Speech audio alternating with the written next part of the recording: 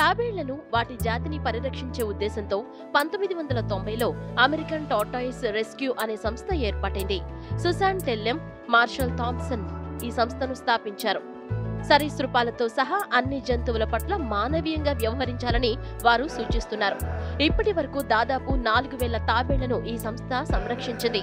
అనారోగ్యంతో బాధపడుతున్నా లేదా నిర్లక్ష్యానికి గురైన తాబేళ్లకు సంబంధించిన సమాచారాన్ని ఈ సంస్థ అందిస్తుంది. తాబేళ్లు సముద్ర పర్యావరణానికి చాలా ముఖ్యమైనవి. సముద్రంలో ఇతర జీవులైన జెల్లీ ఫిష్లు, స్పాంజ్ల జనాభాను నియంత్రించి జీవ సమతుల్యతను కాపాడడంలో ఇవి కీలక పాత్ర పోషిస్తాయి. ఇవి భూమి, జలావరణంలో నివసిస్తాయి.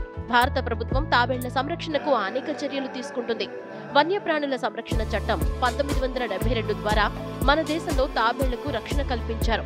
దేశంలోని ఉత్తరప్రదేశ్, ఒడిశా, మహారాష్ట్రలలో తాబేళ్ల సంరక్షణ కేంద్రాలున్నాయి. కాగా ఆంధ్రప్రదేశ్ ప్రభుత్వం కూడా తాబేళ్ల సంరక్షణకై చర్యలు చేపడుతోంది.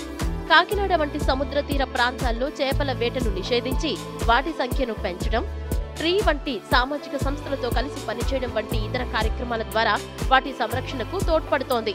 కేంద్ర రాష్ట్ర ప్రభుత్వాలు తగిన చర్యలు తీసుకుంటున్నప్పటికీ ఈ సముద్ర జీవులు ప్రమాదాల బారిన పడుతున్నాయి. చేపల వేట సమయంలో వలల్లో చిక్కటం, పడవలు, ఓడల అడుగు భాగాలు తగిలి గాయాలవటం వంటి ప్రమాదాలు సంభవిస్తున్నాయి. ఈ ప్రమాదాలను నివారించడానికి తీర ప్రాంతాల ప్రభుత్వాలు సంరక్షణ చర్యలు చేపట్టాల్సిన అవసరం ఉంది. సామాజిక సంస్థలు, మత్స్యకారులు, ప్రజల సహకారంతో ప్రభుత్వాలు యుద్ధ ప్రాతిపదికన చర్యలు తీసుకుని వెంటనే వాటిని అమలు జరపాలి.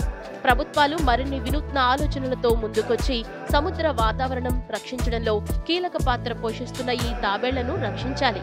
సామాజిక సంస్థల ద్వారా వాటి పరిరక్షణకు చేపట్టాల్సిన చర్యలపై విస్తృత ప్రచార కార్యక్రమాలు, అవగాహన కార్యక్రమాలు నిర్వహించడం ద్వారా ప్రభావవంతమైన మార్పును తీసుకురావచ్చు.